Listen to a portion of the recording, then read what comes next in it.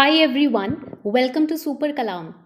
As we know that prelims 2024 is coming really closer, less than 30 days are left now, and this is the right time to start with the important key terms, themes, subject wise to cover them, to revise them. Because these key terms and themes that we are going to cover today, they are taken from the PYQs, not just PYQs, but also the current affairs.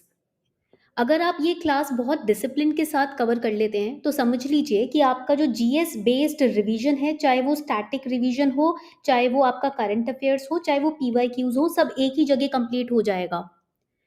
Class में हर topic को पढ़ने के बाद मैं एक homework आपको दूंगी जिसका डिस्क्रिप्शन बॉक्स में लिंक दिया हुआ है। आपको शिद्दत से वो होमवर्क कंप्लीट करना है। That is the basic requirement that I expect from all of you in this class. Let's get started. Up, what are we covering today? We are going to cover 10 most important key terms and themes from Indian economy. Indian economy, which is one of the most highly prioritized subject in UPSC. Approximately 34 to 36 marks you can expect from Indian economy. And Indian economy is concept based. If you understand the concept, trust me, it will become really easy for you to solve any question that UPSC can throw towards you. And specifically इस class के बाद तो काफ़ी easy हो जाने वाली है Indian economy आपके लिए, क्योंकि सारे इंपॉर्टेंट टर्म्स पीवाईक्यूज को एनालाइज करने के बाद मैं सम अप करने वाली हूँ। Now what are we going to approach in this class and how we are going to take this class forward. अब ऐसे ही कोई भी की टर्म उठाकर मैं नहीं पढ़ाने वाली हूँ आपको। मैं यूपीएससी के पर्सपेक्टिव से आपको तैयार कर रही हूँ। यूपीएससी थीम बेस्ड क्वेश्चंस पूछने लगा है, तो I am going to understand कि किस पैटर्न पे यूपीएससी सोच रहा है, एंड उसी तरीके से मैं आपको यहाँ पर क्वेश्चन सॉल्व भी करवाऊंगी और कॉन्सेप्ट समझाऊंगी भी। देन पीवाईक्यू का अप्रोच लेकर चलना बहुत इंपॉर्टेंट है। यहाँ तक कि सीडीएस के भी जो पेपर्स हुए हैं ना इस साल, उसका भी वहां से भी मुझे काफी क्वेश्चंस मिले हैं जो मैं यहाँ पर आपको सॉल्व करवाने वाली हूँ। करंट अफेयर्स तो हमारा इंपॉर्टेंट रहता ही है, ये यूपीएससी का ब्रह्मास्त्र है। एंड कुछ मिसलेनियस टॉपिक्स होते हैं जो यूपीएससी हर साल, there are 3 to 4 topics, that means आराम से 6 to 8 मार्क्स आपके यहाँ से कवर हो जाएंगे इस मिसलेनियस जोन से। तो घबराइए मत, बस एक रजिस्टर अपने पास हैंडी रखिएगा और बहुत ही फटाफट with in next few days हम सारे जीएस सब्जेक्ट इसी तरीके से कवर कर लेंगे। बट कंडीशन यही है कि नीचे जो टेस्ट लिंक और होमवर्क लिंक्स दिए हुए हैं आपको वो सॉल्व जरूर करने हैं। ओके, शुरू करते हैं पहले थीम से। इंडियन इकोनॉमी की जब भी बात आती है, पहला थीम हमेशा आपका रहेगा बजट। ये हमेशा बात आप याद रखना। This will be the first theme bye UPSC, which is budget. Now, here in this theme, we are going to take up different terms from budget itself. इस साल interim budget आया था, अगर आपको याद हो तो। Why? Because elections चल रहे हैं and government change होगी, इसीलिए interim budget आया। और interim budget के अंदर हमेशा याद रखना कि always there are different terms like expenditure, like deficit, like external financing, and then यहाँ पर एक बहुत ही important term आ जाता है, मैं दिखाती हूँ आपको, foreign direct investment, जो हर साल क्वेश्चन इसके ऊपर आता ही है। नॉन फाइनेंशियल डेट क्या होता है, अलग अलग तरीके के डेट्स होते हैं। And then there are different schemes also which are highlighted in the budget. तो यहाँ पर मैंने पीवाईक्यूज उठाए हैं जिसके बेसिस पे मैं आपको क्वेश्चंस को प्रैक्टिस करवाने वाली हूँ, और थीम्स हम यहाँ पर नोट डाउन करते रहेंगे। तो सबसे पहले इस क्वेश्चन को बहुत ध्यान से देखिएगा। क्वेश्चन सॉल्व करने की जल्दी नहीं होनी चाहिए, बल्कि क्वेश्चन को पहले समझने की जल्दी होनी चाहिए। With reference to union budget, which of the following is or are covered under the non plan expenditure? अब यहाँ पर सबसे पहले इंपॉर्टेंट पॉइंट ये है कि ये नॉन प्लान एक्सपेंडिचर होता क्या है। सो let us understand first that. Okay, तो जब हम बात करते हैं नॉन प्लान एक्सपेंडिचर की, मेरे साथ साथ नोट्स बनाते जाइएगा ताकि विजुअली आपके मेमोरी में ये टॉपिक रिटेन्ड रहे। एक्सपेंडिचर जो कि आपका किया जाता है डिफेंस सर्विसेज के ऊपर। ओके, इंटरेस्ट पेमेंट्स हो गई किसके लिए? अगर आपने गवर्नमेंट ने कोई उधार लिया है, डेट लिया है, उस पर जो इंटरेस्ट पेमेंट्स हो रही हैं। फूड सब्सिडी हो गई, या फिर फर्टिलाइजर सब्सिडी हो गई जो फार्मर्स को गवर्नमेंट देती है। And we know that protest होते रहते हैं, तो बीच बीच में नई नई सब्सिडीज भी अनाउंस होती रहती हैं। और if we move a step further, तो हम देखेंगे जितने भी इकोनॉमिक सर्विसेज प्रोवाइड करती हैं गवर्नमेंट, सैलरीज प्रोवाइड करती है government, pensions are provided by the government. Loans हो जाते हैं, या फिर जो भी स्टेट्स को ग्रांट्स दे रहे हैं, बीच में states also demand some money for running their policies.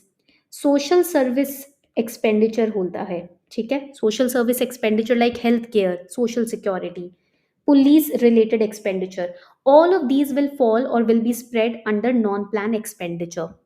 देखो, जब हम एक्सपेंडिचर की बात करते हैं ना, एक्सपेंडिचर दो तरीके का होता है, planned expenditure and non planned. आपकी लाइफ में भी यही होता होगा, some expenditures are planned in your life, some are unexpected, एकदम से कुछ हारी बीमारी हो जाती है तो खर्चा बढ़ जाता है। So government right now has now scraped the plan and non plan expenditure in the budget exercise. But इसकी जगह अब क्या आ गया है, ये तो 2014 का क्वेश्चन था, अब इसकी जगह एक नई चीज इन्वेंट की है गवर्नमेंट ने। What is it? आपने बजट में काफी बार पढ़ा होगा। Yes, it is, write it down, capital and revenue spending। ये आपको पता होना चाहिए। Now these terms have been replaced by government in the budget, so that is why this question becomes important। याद रखना, capital expenditure, revenue expenditure, capital fine deficit, revenue deficit, these terms are highly present in the budget, hence it is important to focus on these terms। अब इस basis पे इस question का answer क्या होगा हमारा?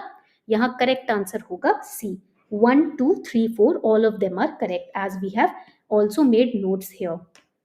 ओके, तो पहली चीज हमने समझ ली कि different kind of expenditures are asked. अब इसी से रिलेटेड कैपिटल रिसीट और रेवेन्यू रिसीट भी हो जाता है, तो चलिए इस टर्म को भी अच्छे से समझ लेते हैं। तो यहाँ पर एक हम सेपरेट नोट बनाने वाले हैं on these terms. So first we are going to study about capital receipt. Capital receipt का मतलब क्या होता है? These are funds. ओके, अब ये कौन सी फंड्स हैं? फॉर एग्जाम्पल आप यहाँ पर देखोगे, लोन दिया था, लोन की रिकवरी कर ली, तो recovery of loan will be capital receipt. Then अगर आपने एसेट को बेचा तो सेल ऑफ एसेट होती है। ओके, सेल ऑफ एसेट से जो पैसा आता है, the receipt from the sale of asset will be considered a part of the revenue receipt, sorry capital receipt. Okay, अब नाउ अनदर इंपॉर्टेंट फैक्ट, ये भी एक और इंपॉर्टेंट फैक्ट है जो इसी के साथ इंपॉर्टेंट आता है, वो है revenue receipt. Okay, next is revenue receipt. Please in points को लिख लीजिए, ये क्वेश्चंस काफी बार पूछे जाते हैं। तो रेवेन्यू रिसीट के अंदर दो तरीके की रेवेन्यू रिसीट्स होती हैं, ये माइंड मैप बना लीजिएगा। We have tax revenue, the tax that you and your parents are paying, वहां से जो रेवेन्यू आता है वो that is a part of revenue receipt. And second is the non tax revenue. Non tax revenue के component क्या होंगे? Fees, fines, और you can say interest receipts, profits, dividends आपको मिल रहे हैं, उस पर टैक्स भर रहे हो, तो ये नॉन टैक्स रेवेन्यू हो गया। ठीक है, यहाँ तक पॉइंट क्लियर। अब हम ऐसा करते हैं, इसको यहाँ पर फर्दर क्लासिफाई करते हैं। ये हमने बनाया बजट, बजट में दो तरीके के एक्सपेंडिचर, रिसीट्स हमने पढ़ लिया, अब एक्सपेंडिचर पढ़ते हैं। First is again revenue expenditure, second is capital expenditure.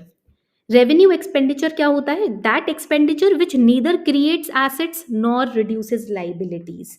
सो यहां पर लिखेंगे, ना एसेट्स बन रही हैं ना लाइबिलिटीज कम हो रही हैं, ना एसेट बढ़ रही है ना लाइबिलिटीज कम हो रही है, revenue expenditure.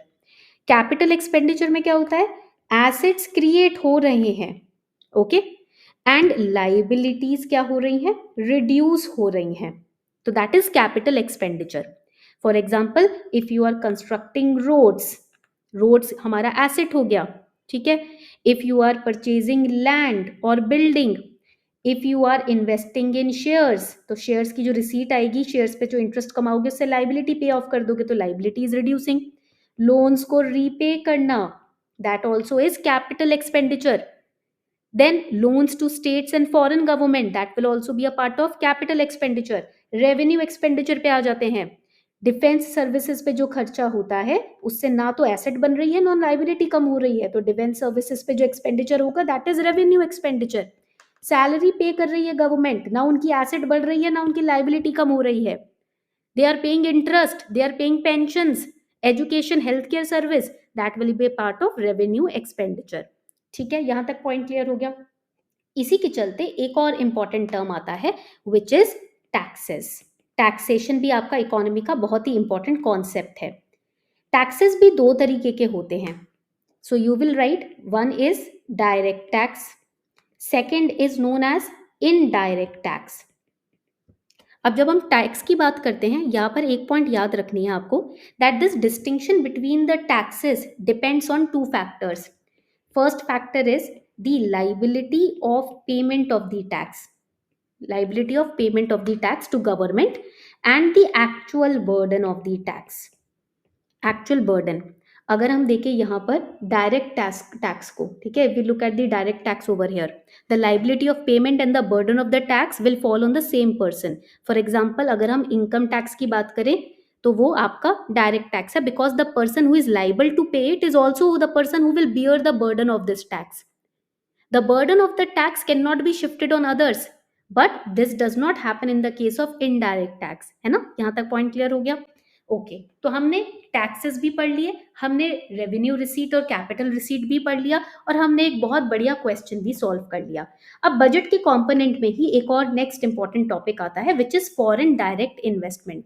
Now this is again very very important. देखिए, इन चीजों को लिखते जाइए, 2020 का भी रीसेंट क्वेश्चन ही है ये. तो सबसे पहले हमें समझना है ये foreign direct investment which is often seen in news also, what exactly is it. Okay, first let us understand that and then only we'll be moving ahead. और आप देखोगे करंट अफेयर्स में भी ना ये टॉपिक काफी बार न्यूज में रहता ही है. तो when we talk about the foreign direct investment which is also known as FDI, अभी ये न्यूज में था because there are certain nations which directly invest in us. तो basically it is an investment which is made by a firm, or it will be made by an individual in one country. One country मतलब एक, कोई भी एक country, any one country, ठीक है, in one nation or one country into the business interests located in another country. यानी कि एक कंट्री, मान लो यूएस है, उन्होंने इंडिया के किसी भी बिजनेस में इन्वेस्ट किया, तो वो इंडिया के लिए फॉरेन डायरेक्ट इन्वेस्टमेंट हो जाएगा. And this foreign direct investment ना, this is very important concept because it lets an investor purchase a direct business interest in the foreign country. In foreign country, because if you are investing in any country you also become a part owner of that country. आप उसके share holder बन जाते हो ना. तो even USA का कोई investor है, वो इंडिया की किसी कंपनी में डायरेक्ट इन्वेस्टर भी बन सकता है, ठीक है, वो उस बिजनेस को परचेज भी कर सकता है थ्रू एफडीआई. ये बहुत इंपॉर्टेंट है. एफडीआई में इन्वेस्टर्स जो होते हैं वो अलग अलग तरीके से इन्वेस्टमेंट करते हैं. फॉर एग्जाम्पल, या तो वो मर्ज करेंगे अपनी कंपनी को फॉरेन कंपनी से, या वो उसकी फॉरेन कंपनी का एक सब्सिडरी पार्ट खरीद लेंगे, ठीक है, या फिर एक जॉइंट वेंचर पार्टनरशिप स्टार्ट कर लेंगे. अगर आपने कभी भी कॉमर्स पढ़ी है या सीए का एग्जाम दिया है तो आपको पता होगा जॉइंट वेंचर पार्टनरशिप में भी सेपरेट बैलेंस शीट बनती है. ओके, जॉइंट वेंचर हो जाता है, अपनी कंपनी और दूसरी कंपनी के साथ एक जॉइंट वेंचर में आप आ जाते हो. बट ये जो फॉरेन डायरेक्ट इन्वेस्टमेंट है, इस टर्म को लेकर बच्चे काफी कंफ्यूज होते हैं. इसको फॉरेन पोर्टफोलियो इन्वेस्टमेंट से क्या करते हैं, लिंक कर देते हैं. What exactly is foreign portfolio investment then? इसको भी समझ लेते हैं ताकि कोई डाउट ही ना रहे. Foreign portfolio investment, it consists of the securities and other financial assets, which is passively, actively नहीं, word है passively it is owned by or you can say held by foreign investors. यानी कि जो foreign investor आपकी company में India में आकर invest कर रहा है वो एक्टिवली प्रेजेंट नहीं है, पैसिवली सिर्फ उसको इंटरेस्ट या डिविडेंड मिल रहा होगा. पैसिव इन्वेस्टमेंट उसने अपनी कंपनी में की है, डायरेक्ट ओनरशिप नहीं है. There is no concept of direct ownership here, but it is present in case of FDI. Okay, and FPI is also a part, ये foreign portfolio investment is a part of country's capital account. हमारे balance of payment में इसको show किया जाता है. ये point याद रखिएगा, ठीक है, ये बहुत ही इंपॉर्टेंट पॉइंट है, कभी कभी मिस हो जाता है प्रीलिम्स में. Now let us read this question and see if we can answer this question और not. Now with reference to foreign direct investment in India, which one of the following is considered its major characteristic. अब आपको concept समझ आ गया तो आप characteristic भी बहुत easily बता सकते हो. तो here the correct answer would be yes, it is B. B है हमारा करेक्ट आंसर यहाँ पर। Now why B is the correct answer? Because देखो, जब हम फॉरेन डायरेक्ट इन्वेस्टमेंट की बात करते हैं, ऑप्शन 3 आपका गलत है। क्यों गलत है ऑप्शन 3? बिकॉज डेट सर्विस जो होती है ना, it is the cash that is required to cover repayment of interest and principal on a debt. But एफडीआईज में ना कोई लिंकेज नहीं होता, FDI is not linked with the debt service. ये पॉइंट याद रखना। हमें जो हम अपना लोन चुकाने के लिए कैश की यूसेज करते हैं, ठीक है, वो इन्वॉल्व होता है डेट सर्विस के अंदर। बट एफडीआई में ऐसा कुछ कॉन्सेप्ट नहीं होता। FDIs have no link with this concept, so third statement is wrong. It is the investment which involves debt servicing. नहीं भैया, इसमें तो इन्वेस्टमेंट हो रही है, debt servicing, we are not repaying back any kind of loan. Then second statement की तरफ अगर आप देखोगे, सेकंड स्टेटमेंट आपका तो करेक्ट है। फर्स्ट स्टेटमेंट की तरफ देखते हैं। Why first statement is incorrect? Because investment here is done through capital instruments. Okay, तो यहाँ पर it is the investment through capital instruments essentially in a listed company. ये पॉइंट गलत है, अनलिस्टेड कंपनी में होता है, ठीक है। It is done through capital instrument in the unlisted company. This word is wrong. 10% or more of the post issue paid up equity capital on a fully diluted basis of a listed Indian company and also in an unlisted company। अब इसके अंदर unlisted mention नहीं था, तो वो गलत हो गया। अब आप देखोगे फोर्थ स्टेटमेंट की तरफ जाते हैं। Why fourth statement is incorrect? Because FDI investment can be made in equities और इक्विटी लिंक्ड इंस्ट्रूमेंट्स। आप कंपनी में कर रहे हो ना इन्वेस्टमेंट, इक्विटी शेयर्स होते हैं कंपनी में। It is the investment made by foreign institutional investors in government securities। No, private equities में भी होता है, आप सिर्फ गवर्नमेंट सिक्योरिटीज में नहीं करोगे, ठीक है। पॉइंट क्लियर हो गया यहाँ तक? So that is why this is wrong. FDI ना लॉन्ग टर्म इन्वेस्टमेंट होता है and it is a non debt creating capital flow. ये पॉइंट याद रखिएगा, मैं लिख देती हूँ यहाँ पर। It is a long term investment. ऐसा नहीं है आज इन्वेस्ट किया कल पैसे निकालने की बात हो जाएगी। If you are investing in a foreign country, then it is a long term investment, not a short period investment. अब ऐसे ही एक और बहुत ही इंपॉर्टेंट टर्म है which is non financial debt. अब देखो, डेट भी अलग अलग तरीके के होते हैं। आपने नॉर्मली पढ़ा होगा that there is we have debts. Debt मतलब उधार हो जाता है। अब ये नॉन फाइनेंशियल डेट क्या होता है, पहले तो ये समझ लेते हैं। Non financial debt, what is it? It is the total amount of borrowed money which is owed by entities that are not financial institutions। जैसे कि बिजनेस हो गया, फाइनेंशियल इंस्टीट्यूशन तो नहीं है बिजनेस। हाउस होल्ड हो गया, घर के लोग डेट मांग रहे हैं, उधार ले रहे हैं, वो आपका नॉन फाइनेंशियल इंस्टीट्यूशंस हो गए। तो basically it includes credit instruments which is issued by these entities which is not a part of the financial sector। Okay, and हमारे इंडिया की जो इकोनॉमी का ओवरऑल डेट बर्डन है ना, उसमें काफी इंपॉर्टेंट पार्ट है नॉन फाइनेंशियल डेट का भी। तो अब ये क्वेश्चन मार्क करना आपके लिए बहुत ईजी हो जाएगा। बताओ करेक्ट आंसर इसका। Correct answer in this case would be, it would be all of the above are correct. 1 2 3 are absolutely correct. Okay, why T bill इसके अंदर इंक्लूड किया गया? देखो, सबसे पहली इंपॉर्टेंट बात यह है कि टी बिल भी डेट फाइनेंसिंग का पार्ट है। When an economy borrows money ना to be paid back at the future date along with the interest, it is known as debt financing. चलो एक और की टर्म लिख लो यहाँ पर। हमारे बहुत सारे की टर्म्स सिर्फ PYQ से ही कवर हो जाते हैं बच्चों, एंड ये रिपीटेड बोर्ड में पूछे जाते हैं। When an economy borrows money to be paid back at future date along with interest, it is known as debt financing। Debt financing के अंदर दो तरीके के डेट्स होते हैं। First is known as the public debt. Okay, ये हो गया पब्लिक डेट। पब्लिक डेट को भी ना हम दो तरीके से, एक तो पब्लिक डेट हो गया और एक हो गया नॉन फाइनेंशियल डेट, जिसके ऊपर क्वेश्चन पूछा गया है। Public debt is also divided into two parts. First is external public debt, second is internal public debt. Okay, तो ये पॉइंट याद रखिएगा आप लोग। So this was the question on आपका नॉन फाइनेंशियल डेट हमने कवर कर लिया। हमने यहाँ पर डेट फाइनेंसिंग कवर कर लिया। We have covered FPI and FDI and we have also covered different kind of receipts and expenditures। अब एक बहुत ही इंपॉर्टेंट थीम आ जाता है बजट का, वो है स्कीम्स।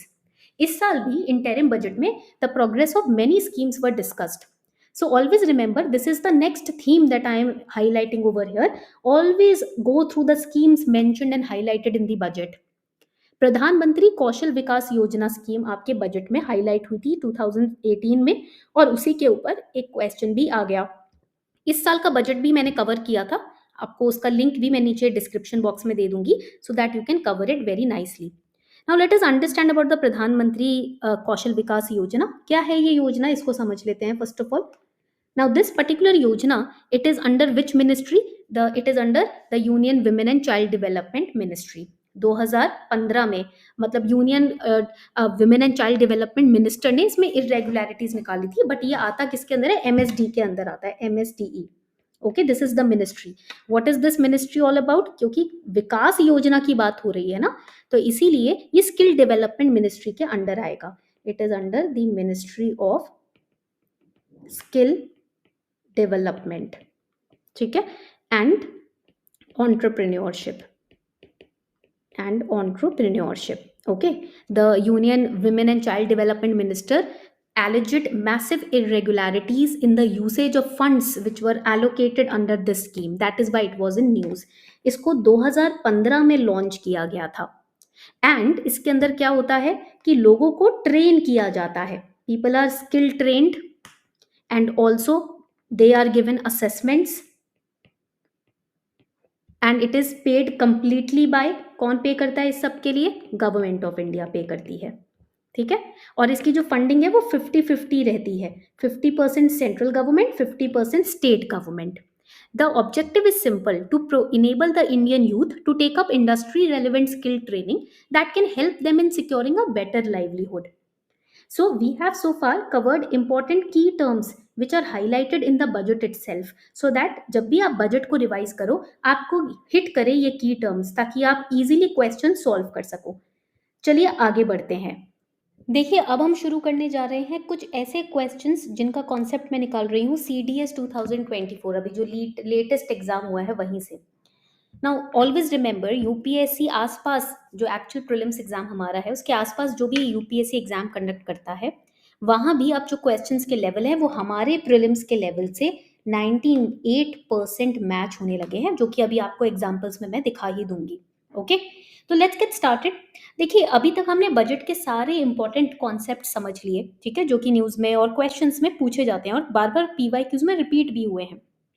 अब एक और बहुत इंपॉर्टेंट कॉन्सेप्ट है इकोनॉमी का, जो कि सीडीएस के पेपर में भी पूछा गया है, plus this has been repeated multiple times by UPSC in its prelims examination as well.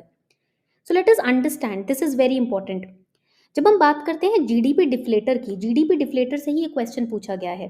Question बहुत सिंपल है. Which of the following statements is और are correct? GDP deflator captures the average price of an unchanging basket of commodities that constitutes GDP of the country. National income का chapter बहुत important हो जाता है economy में. इसके GDP, GNP, अगर आपने ये टर्म्स अच्छे से समझ लिए, मनी मल्टीप्लायर हो गया, तो ये काफ़ी ईजी हो जाएगा आपके लिए इन क्वेश्चंस में अच्छा स्कोर करना. ये बात हमेशा याद रखना, इकोनॉमी के अगर कॉन्सेप्ट स्ट्रॉन्ग है आपके, 99% आपको कोई हरा नहीं सकता in prelims when it comes to Indian economy. Second statement is saying GDP deflator can be used to measure the real GDP of the economy but not the inflation rate. यहाँ पर GDP deflator पढ़ना बहुत important है और यहीं से आपको ये स्टेटमेंट समझ आ जाएगा. ये याद रखना, मैंने करेक्ट को हाईलाइट किया है. कभी कभी हम क्वेश्चन पढ़ने में काफ़ी भारी मिस्टेक करते हैं, तो इनकरेक्ट, करेक्ट आपसे क्या पूछा गया है वो ज़रूर एक बार नोटिस करना before answering the question. Late us understand what is GDP deflator first. तो जब हम जीडीपी डिफ्लेटर की बात करते हैं, यहाँ पर हमें नोट्स बनाने हैं साइमल्टेनियसली साथ साथ. What is GDP deflator? ये एक इंडेक्स है. Index number of what? Index number which measures inflation. तो यहाँ से डायरेक्टली आपको डेफिनेशन से ही समझ आ गया कि सेकंड स्टेटमेंट गलत है. यहाँ लिखा हुआ है not the inflation rate. It can measure real GDP but not the inflation rate. ये स्टेटमेंट ही पूरा गलत है, तो सेकंड भी एलिमिनेट हो गया, सी भी हट गया. फर्स्ट स्टेटमेंट की अगर हम बात करें, GDP deflator captures average price of an unchanging basket. Again it is wrong. देखो, इसको ना हम क्या बोलते हैं जीडीपी डिफ्लेटर को? It is also known as, right it down, implicit price deflator. Okay, Why? Because it measures inflation. And always remember that it shows the changes, because देखो inflation आपको प्राइस चेंज ही दिखाता है ना. पहले जो चीज 10 रुपए की थी अब वो चीज 50 रुपए की है. This price change is inflation. Okay, so it shows the changes in the average price levels in the economy.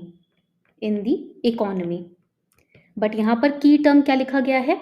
Unchanging. Question बोल रहा है कि GDP deflator captures average price of an unchanging basket. Commodities की basket upgrade होती रहती है, new commodities are added, it is always updated. तो यहाँ पर अनचेंजिंग वर्ड गलत हो गया, चेंजिंग बास्केट ऑफ कमोडिटीज होना चाहिए था. सो करेक्ट आंसर इस केस में क्या होगा? D. None of the above is correct. दोनों ही स्टेटमेंट गलत हैं, क्योंकि कमोडिटी ऑफ गुड्स जिसमें आप जिसके बेसिस पे इन्फ्लेशन मेजर कर रहे हो वो तो चेंज हो सकता है ना. कभी आप वेजिटेबल्स में इन्फ्लेशन देख रहे हो, कभी सर्विसेज में इन्फ्लेशन देख रहे हो, कभी बाकी गुड्स में इन्फ्लेशन मेजर कर रहे हो. That keeps on changing. Okay, so that is why it is wrong. अब यहाँ पर थोड़ा सा हम पढ़ते हैं इसका फॉर्मूला क्या होता है जीडीपी डिफ्लेटर का. The GDP deflator is measured as the nominal GDP divided by the real GDP into 100. ये फॉर्मूला काफी इंपॉर्टेंट है, इसको आपको याद रखना है. ठीक है, जीडीपी डिफ्लेटर में दो कंपोनेंट्स आते हैं, नॉमिनल और रियल जीडीपी. नॉमिनल जीडीपी क्या होता है? Nominal GDP is the monetary value of all the goods and services which is produced in an economy. But what is real GDP? Real GDP shows you the value of only finished goods and services. Please ये difference लिख लो. The finished goods and services उनकी value real GDP में आती है, and unfinished and finished both their values are counted in nominal GDP. Okay, and price इसका constant रहता है, at constant price it is calculated. आगे बढ़ते हैं. The next question again CDS के पेपर में ये काफी इंपॉर्टेंट क्वेश्चन आया था, because it has been in current affair as well. और ऐसे इनोवेटिव क्वेश्चन ही हैं जो आपसे यूपीएससी पूछता है. Price index. प्राइस इंडेक्स का आपका लेना कंज्यूमर प्राइस इंडेक्स से भी काफी रहता है. अब क्वेश्चन में दो पार्ट्स हैं, एक स्टैटिक और एक सी सैट. सी सैट का पार्ट कैसे है वो अभी हम देख लेंगे.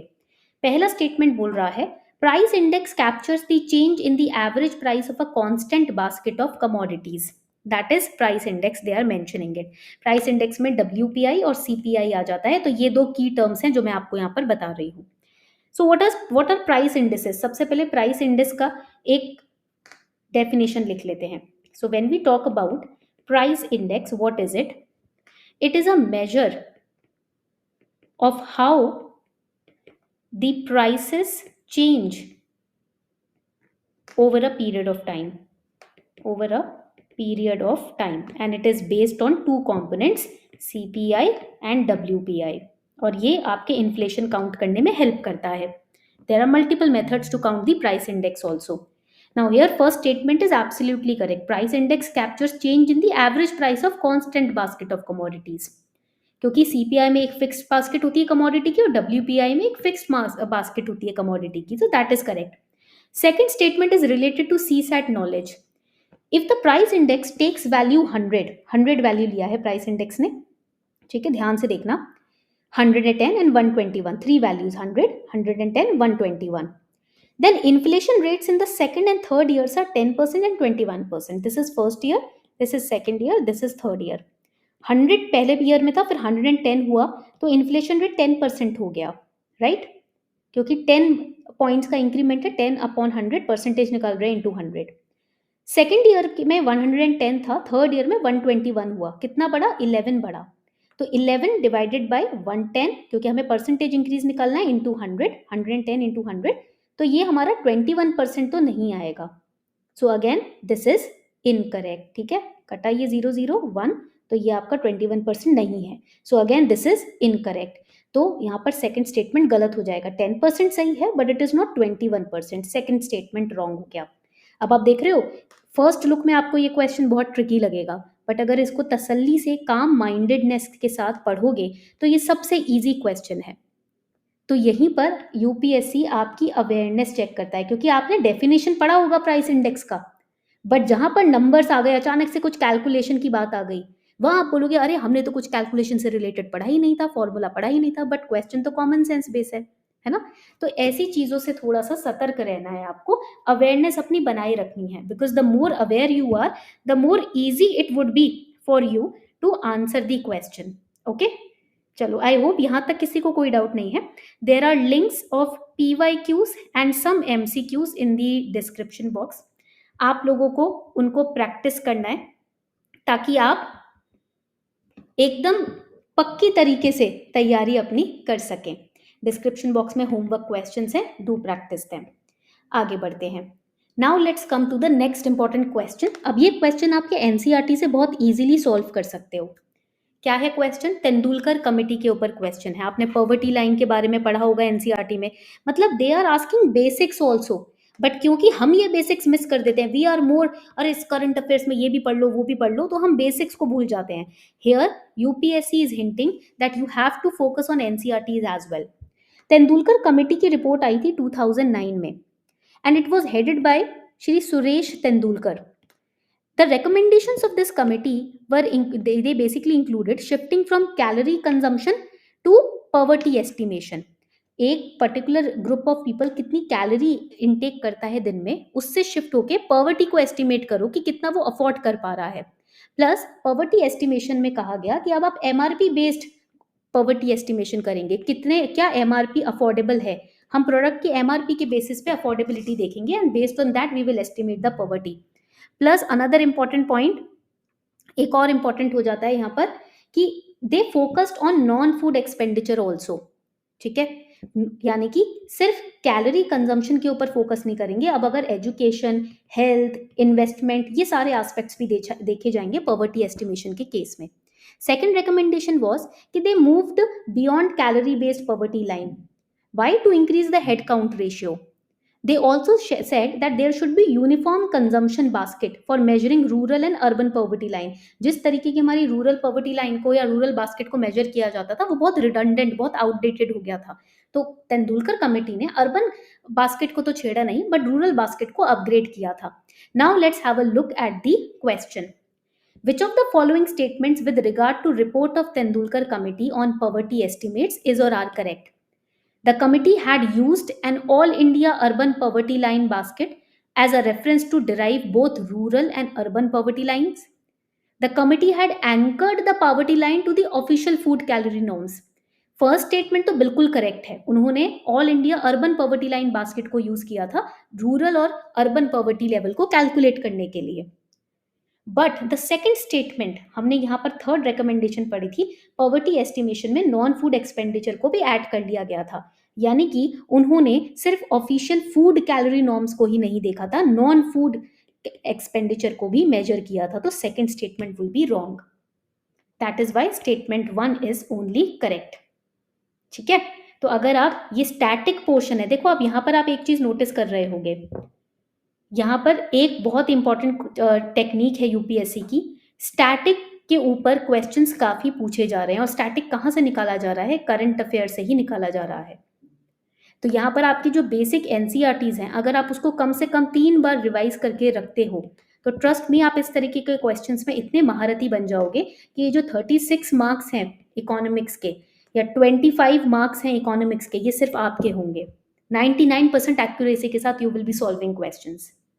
Now let's move to another very very direct question, but हम लोग ये मिस कर देंगे क्योंकि हम सिर्फ और सिर्फ करंट अफेयर्स पे ही फोकस करके बैठे हैं, हमने स्टैटिक को ढंग से रिवाइज नहीं किया अगर, तो we will be missing out on 70% of the questions in the exam.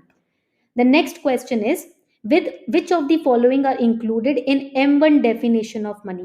M1 definition of money direct question है, डायरेक्ट कॉन्सेप्ट है। चलिए इसको पढ़ लेते हैं। सबसे पहले तो टाइप्स ऑफ मनी होते हैं, हमने स्कूल में पढ़ा था 11th क्लास में, 12th क्लास में, है ना। तो M1 मनी पढ़ते हैं, क्या होता है। देखो जब हम M1 मनी की बात करते हैं, when we talk about M1 money, इसको हम नैरो मनी भी बोलते हैं। ठीक है, it is also known as narrow money. अब इसके अंदर क्या क्या आता है? The money which is in circulation, जो आप लोगों के हाथों में है, इकोनॉमी में है। इसमें प्लस करेंगे डिमांड डिपॉजिट्स, डिमांड डिपॉजिट्स हो गए बैंकिंग सिस्टम में, जिसके अंदर करंट अकाउंट भी आता है और सेविंग्स अकाउंट भी आता है। प्लस इसमें एडिशनल डिपॉजिट्स भी आते हैं, तो दिस बिकम्स नैरो मनी। ठीक है, M1 हो गया। नैरो मनी 2 भी होता है जिसके अंदर post office savings, bank savings आ जाएंगे। अब इसके बेसिस पे आप मुझे बताओ करेक्ट आंसर क्या होगा, और ये आपका होमवर्क क्वेश्चन है। In the comment section you will tell me. देखो डायरेक्ट मैंने आपको पूरी डेफिनेशन ही दे दी, अब आप मुझे बताओगे कमेंट सेक्शन में करेक्ट आंसर क्या होना चाहिए इसका। ठीक है, पॉइंट क्लियर। एक और बहुत अच्छी डेफिनेशन है इसकी, फॉर्मूला है M1 equals to CU plus DD। CU क्या होता है? CU is currency. करेंसी मतलब आपके जो नोट्स हैं आपके पास और जो आपके पास कॉइन्स होते हैं which is held by public. Demand क्या होगा इसमें? Net demand deposits. ये किसके पास होगा? ये कमर्शियल बैंक्स के पास होगा, ये पब्लिक के पास और ये बैंक्स के पास। ठीक है, पॉइंट क्लियर हो गया। ऑल राइट, तो इसका आंसर आप मुझे कमेंट सेक्शन में बताओगे। चलिए आगे बढ़ते हैं। The next very direct question, which one of the following statements regarding GST is not correct. मैंने यहाँ पर इसको हाईलाइट क्यों किया है? I have highlighted this because हम लोग इसको पढ़ना भूल जाते हैं। आपसे नॉट करेक्ट पूछा गया है with respect to GST। First statement अगर आप देखो, amendment 115 to constitution of India, it kept alcohol for human use. ये क्वेश्चन यूपीएससी के PYQ में भी पूछा गया है। It is not just CDS based question, it is also a very important question from the perspective of your UPSC examination as well. So amendment 115th basically what it did, it was done in 2011 and इसको हम GST bill भी बोलते हैं, 115th amendment bill को।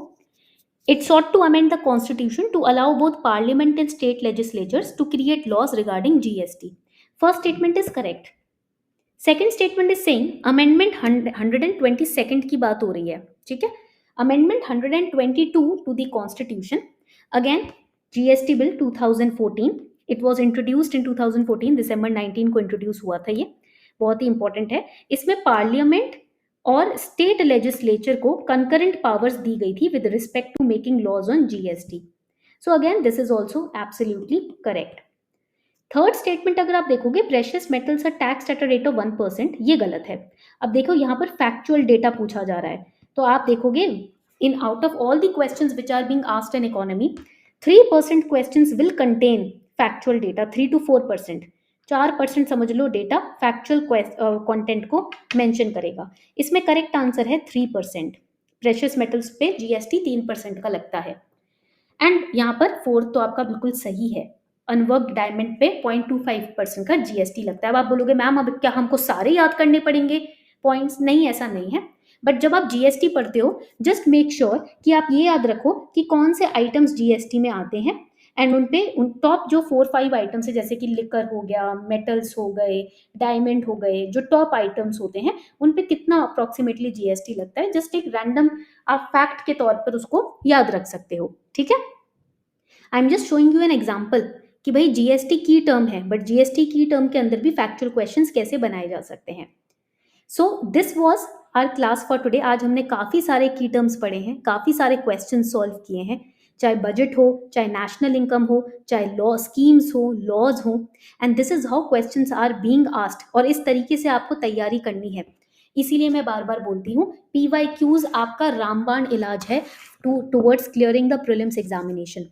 Eight super Kalam you can practice PYQs। आप बहुत easily PYQs MCQs practice कर सकते हो अपने डैशबोर्ड को एक्सेस करके। क्लास टेस्ट में जाके you can easily practice MCQs and PYQs। Was all for today. ऐसे ही सारे GS सब्जेक्ट को हम कवर करेंगे धीरे धीरे, बट अब आपका टास्क है कि आपको होमवर्क नीचे जो दिया है डिस्क्रिप्शन बॉक्स में, कॉमेंट सेक्शन में, वो सॉल्व करना है।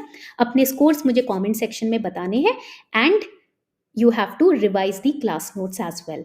Thank you so much everyone.